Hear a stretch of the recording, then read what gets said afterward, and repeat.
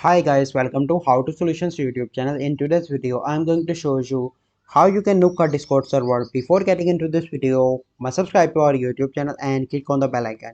So you can see that my Discord is open. So you simply need to go into the Google and search for Xenon Discord.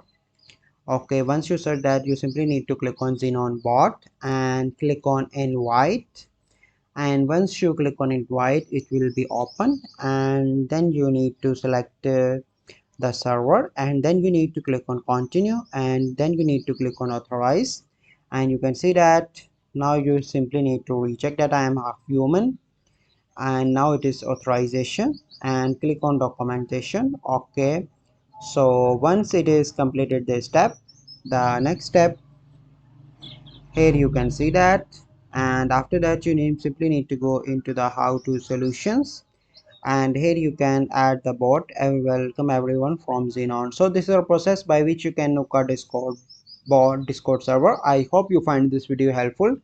If you find this video helpful, must like this video, subscribe to our YouTube channel for future videos. We'll see you in the next video. Thank you, have a good day.